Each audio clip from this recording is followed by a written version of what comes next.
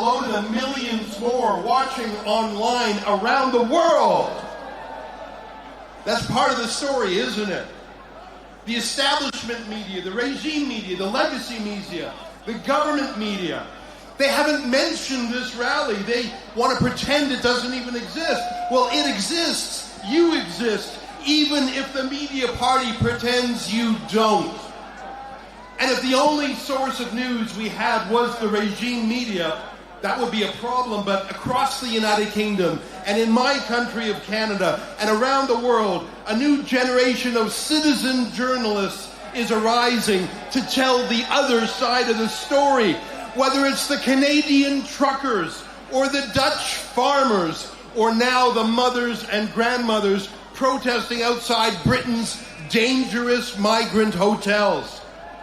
Just as establishment politicians have failed to loyally serve the people, establishment journalists have failed to honestly tell us about our world. But here's the good news. Each of you can be a journalist. If you have a cell phone with a video camera, you can be a journalist. If you have an X account, you can be a journalist. To fill in the blanks left by the media party, our host today, Tommy Robinson, is in fact Britain's leading journalist. And the response from the regime to simply call everyone a racist, it just doesn't seem to work anymore, does it? And more people will watch this rally online than watch all of the official TV news stations and newspapers in the UK combined. It's not easy being a dissident these days, though. Police will find a way to arrest you. Even just for a post on social media, 30 people a day across the UK are arrested for mean tweets. Some of them, like the mother, Lucy Connolly, are sent to prison for their words.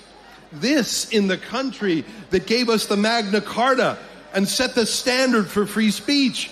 That's why there are so many people around the world watching, because we're worried about Great Britain. We love you. You're the place that taught us about responsible government and freedom, and you're losing both, and it's painful to watch. The British people are slow to anger. They're polite. They believe in keeping calm and carrying on. They believe in a stiff upper lip. As Kipling said in his poem, The Beginnings, hating is not in the blood of the English, but even the English have had enough. Some people want to ban Tommy Robinson, to silence him, to jail him, perhaps even worse.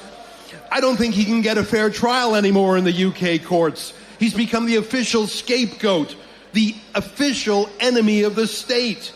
And yet he keeps going, warning his fellow countrymen. The best time to have heeded Tommy's warnings was 15 years ago. But the second best time is right now. And I think that's actually happening. Mainstream politicians and journalists are now talking about stopping immigration and even mass deportations and re-migration. Politicians who used to support censorship, like the Online Safety Act, are now talking about freedom. They now carefully and modestly support the things that they used to condemn when Tommy Robinson said them. And we noticed that. Tommy was just ahead of his time. That is my hope today, that the ideas that were censored, the debates that were forbidden, the news that was covered up, the marginalization of patriotic citizens, the bizarre preference for foreign people and foreign ideas over national ideas, my hope is that era finally comes to an end. And when the British people look back, when you take back your country, you will be able to say, you were there.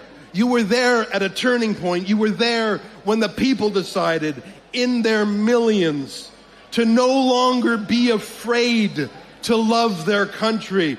Good luck and keep fighting for freedom.